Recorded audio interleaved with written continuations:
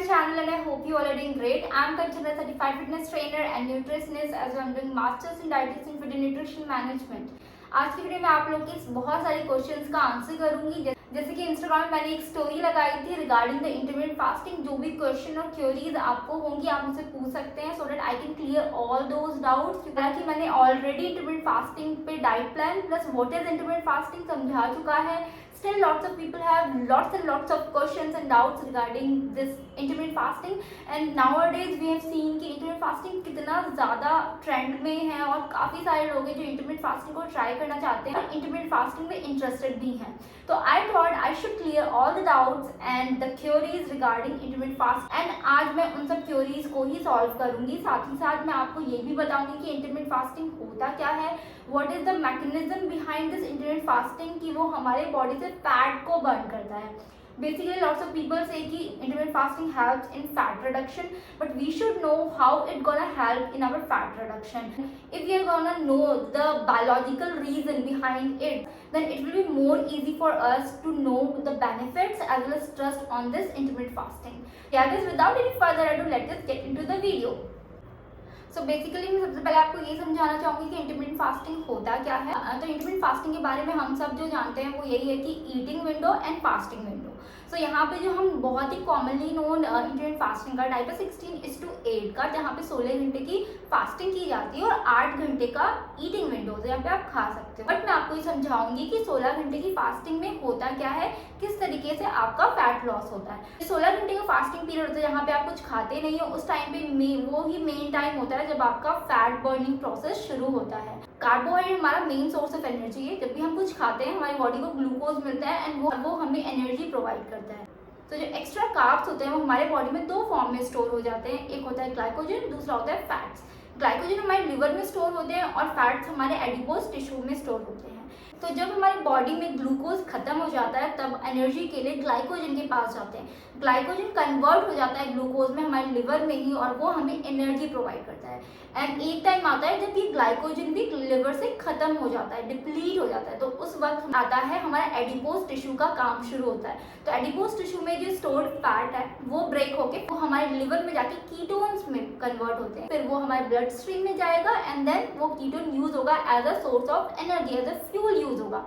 तो कीटोन कब बनता है, जब हमारी बॉडी में ग्लूकोज और शुगर की लेवल कम है तब जाके कीटोन बनता है और जिसके थ्रू हमारे एक्स्ट्रा बॉडी फैट बर्न हो रहे हैं, क्योंकि दिस इज अ फॉर्म जो कि हमें एनर्जी प्रोवाइड कर रहा है। कीटोन के फॉर्म में वो जाके हमारे ब्लड स्ट्रीम में जाके टिश्यूज एंड मसल्स को एनर्जी दे रहा है। तो यही कहा जाता है कीटोसिस भी प्रोसेस यही होता है जब हमारी बॉडी में कीटोन्स की मात्रा बढ़ जाती है और हमारे बॉडी से फैट बर्न स्टार्ट हो जाता है। तो ये चीज़ फास्टिंग पीरियड में ही होती है। एक नॉर्मल पर्सन जो इनएक्टिव होता है, जो कोई भी काम नहीं करता है, उसमें कीटोन्स बनना, फैट बर्न होने का जो प्रोसेस होता है वो शुरू होता है 10 से 12 घंटे में। और अगर कोई इंसान जो वर्कआउट करता है उसमें ये थोड़ा जल्दी हो जाता है क्योंकि वो ज़्यादा कैलोरी बर्न कर रहा है, ठीक है। और यही रीज़न है कि जो फास्टिंग विंडो होती है वो 12 घंटे की होती है। तो इसीलिए 12 घंटे आपको फास्ट करना पड़ता है ताकि आपकी बॉडी से कीटोन प्रोड्यूस हो और वो कीटोन आप एनर्जी की तरह पे यूज़ करें और आपकी बॉडी से फैट बर्न स्टार्ट हो जाए। तो आई होप आप लोगों को इंटरमिटेंट फास्टिंग का एक एक्चुअल जो मीनिंग है, इंपॉर्टेंस है वो समझ में आ गया हो, कैसे ये वर्क करता है, कि इसका क्या मैकेनिज्म है वो समझ में आ गया होगा। सो यस, अब मैं आपको कुछ क्वेश्चन जो आप लोग ने पूछा है इंटरमिटेंट फास्टिंग के रिगार्डिंग वो मैं आप लोगों को क्लियर कर देती हूँ। तो पहला क्वेश्चन यहाँ पे ये आया है कि विच liquid want come under fasting. अगर आप फास्टिंग पीरियड में हो, इंटरमिटेंट फास्टिंग के फास्टिंग ड्यूरेशन में 12 घंटे के, तो उस टाइम में आपके कौन कौन से लिक्विड नहीं ले सकते, फिर आप क्या नहीं ले सकते। आपको सीधा फंडा ये याद रखना कि आप वो चीज़ नहीं ले सकते जिसमें कैलोरीज है। अगर आपको फिर भी समझ नहीं आ रही कि जो आपको डाउटफुल लग रहा है कि उसमें कैलोरीज है कि नहीं है, तो आप एक बार गूगल कर लो और फिर आप उसको ले सकते हो, नहीं ले सकते उस हिसाब से। बट मैं आपको बताऊँगी कि आप ब्लैक टी, ब्लैक कॉफ़ी ले सकते हैं और आप पानी पी सकते हैं, नींबू पानी पी सकते हैं, आप डिटॉक्स ड्रिंक वगैरह ले सकते हैं, बट इसमें कोई भी चीनी, हनी, सॉल्ट ये सब कुछ ऐड नहीं होना चाहिए।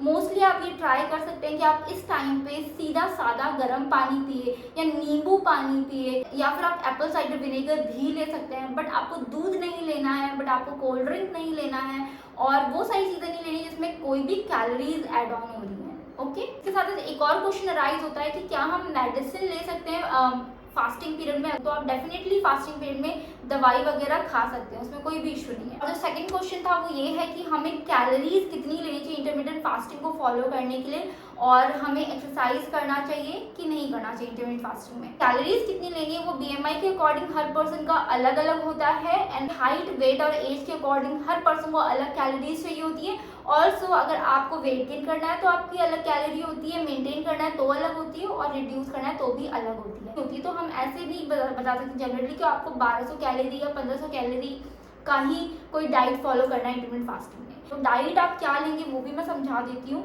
तो आपके घर में जो भी बन रहा है हेल्दी आप वो खाइए, ठीक है। रोटी, सब्जी, चावल, दाल, सैलेड, ये जो भी चीज़ें बन रही है आप वो खाएंगे, बट आपने चीज़ें कट ऑफ करनी है। देखिए शुगर हो गया, आउटसाइड फूड हो गए, रेस्टोरेंट के कुछ खाने आ रहे हैं घर पे, या फिर आप बाहर जा रहे हैं तो खा रहे हैं, पैकेज फूड हो, फिर आप बहुत ही ज़्यादा चीनी वाला मिठाई वगैरह बहुत ज़्यादा खाते हो, तो वो सब चीज़ें आपको नहीं खानी है। आप घर की चीज़ों को ही लाइक डिवाइड करके मेरी कोई भी डाइट को लेके इंटरमिटेंट फास्टिंग के फॉर्म में फॉलो कर सकते हैं, जिसमें मैंने 3 मील्स और 4 to 5 meals in a day दिए। आप वो डाइट फॉलो करके आप इंटरमिटेंट फास्टिंग को फॉलो कर सकते हैं।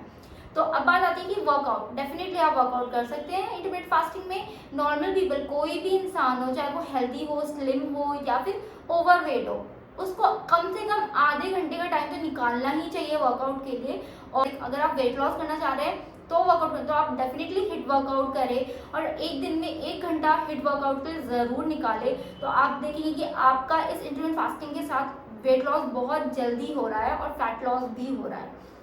नाउ थर्ड क्वेश्चन ये है कि क्या हम ब्राउन ब्रेड खा सकते हैं इंटरमिटेंट फास्टिंग में, वो वेट लॉस के लिए अच्छा होता है। डेफिनेटली ब्राउन ब्रेड को मैं अपने डाइट में भी डालती हूँ कि जो अफोर्ड कर सकता है। इंटरमिटेंट फास्टिंग में आप ब्राउन ब्रेड को ले सकते हैं, कोई भी ऐसा इशू नहीं है, बस आप अफोर्ड कर सकते हो तो डेफिनेटली इसको ले सकते हो। ये चीज़ बहुत मैटर करती है कि आप कितनी क्वांटिटी ले रहे हो। अगर आप वेट लॉस करना चाह रहे हैं और इस वजह से ब्राउन ब्रेड को लेना चाहते हैं तो 1 से 2 ब्राउन ब्रेड और उससे ज़्यादा आपको एक दिन में नहीं कंज्यूम करना है। फोर्थ क्वेश्चन यहाँ पे ये है कि कैसे हम फर्स्ट डे इंटरमिटेंट फास्टिंग का करें, एंड हमें क्या खाना चाहिए, हम कैसे स्टार्ट करें, प्लस हम मोटिवेट कैसे रहे। तो क्वेश्चन के 2 पार्ट तो मैंने ऊपर समझा दिए हैं पहले ही, कि आपको क्या खाना है, आपको पहला दिन कैसे करना है। तो उसके लिए मैंने बताया कि आप मेरा कोई भी डाइट प्लान उठा के इंटरमिटेंट फास्टिंग के फॉर्म में उसको इंक्लूड करके इंटरमिटेंट फास्टिंग के फॉर्म में पैटर्न में फॉलो कर सकते हो। हालांकि आपको मैंने इंटरमिटेंट फास्टिंग का डाइट प्लान भी दिया हुआ है, यहाँ पे आपको मैं दिखा रही हूँ, आपको लिंक डिस्क्रिप्शन बॉक्स में मिल जाएगा। इसके साथ ही अब आप मोटिवेट कैसे रहे, तो इसके लिए आपको ये बहुत ज़रूरी है कि ये चीज़ जान लें कि पहला दिन हमेशा मुश्किल होता है, मतलब स्टार्टिंग हमेशा टफ होती है। ये आपको खुद को शुरू के 2-4 दिन आपको खुद को फोर्स करना पड़ेगा कि आप वो काम करो। आपकी दिली इच्छा बिल्कुल नहीं होगी कि आप वर्कआउट करने जाओ या फिर डाइट फॉलो करो, बट आपको 4 दिन खुद को फोर्स करना है। देन उसके बाकी के जो 4 हफ्ते होंगे वो आप खुद इंटरेस्ट से जाएंगे। बोलते हैं ना कि शुरुआत मजबूरी से की थी, फिर बाद में मज़ा आने लगा।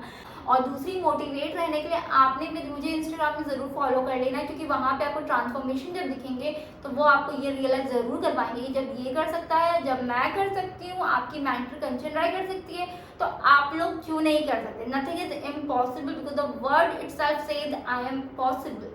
यस। तो 5th क्वेश्चन है कि क्या हम अपनी ईटिंग विंडो 2 PM से 10 PM की रख सकते हैं।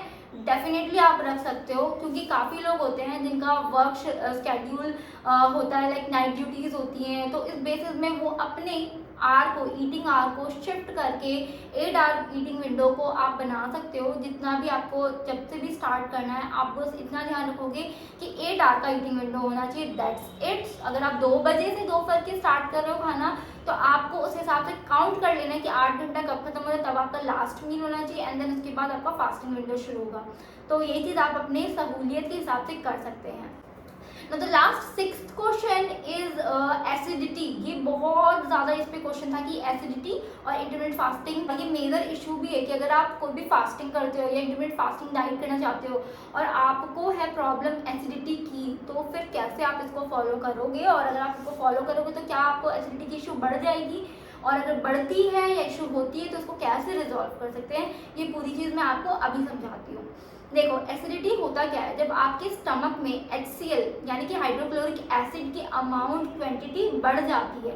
सिक्रीशन बढ़ जाता है और वो ऊपर चल के ओसोफेगस के थ्रू आपके चेस्ट एरिया में जब ऊपर की ओर आता है तो आपकी चेस्ट एरिया में हार्ट बर्न फील होता है और इसके साथ साथ आपको ब्लॉटिंग भी होता है और पेन वगैरह फील होते हैं, स्टमक में बर्ड्स आते हैं एंड आपको गैस के इश्यूज होते हैं और कॉन्स्टिपेशन भी होते हैं। तो ये एसिडिटी के साइड इफेक्ट्स होते हैं जो कि आपके बॉडी में खाली पेट एसिड्स का बनने की वजह से होता है। होता क्या है बेसिकली जब भी हम कुछ भी खाना खाते हैं तो उसको डाइजेस्ट करने के लिए हमें स्टमक में HCl सीक्रेट होता है जो बहुत ज़रूरी होता है खाने को पचाने के लिए, ठीक है। बट मोस्टली क्या होता है जब हमारे बॉडी में इस HCl की क्वांटिटी बढ़ जाती है, यानी कि इतनी ज़्यादा हो जाती है कि हम जब खाना नहीं भी खा रहे हैं तब भी हमारे पेट में HCl है तो उसकी वजह से हमें एसिडिटी की इश्यूज होती है। और जब आप फास्टिंग पीरियड में होते हैं जब पेट में कुछ नहीं होता है तो वो HCl जो है एसिड वो ऊपर चल के आपके ओसोफेगस में आता है और फिर आपको हार्टबर्न की इश्यूज और बहुत ही बर्ड्स और चेस्ट पेन वगैरह इश्यूज फेस करने पड़ते हैं।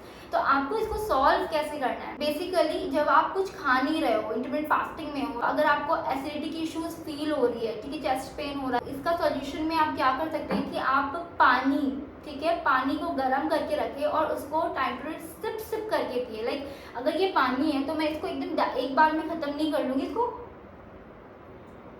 थोड़ा थोड़ा सिप सिप करके पीऊँगी और गर्म पीऊँगी, ठीक है। इससे आपके पेट को एक सेंसेशन और फीलिंग मिलेगा कि आप खाना खा रहे हो, ठीक है।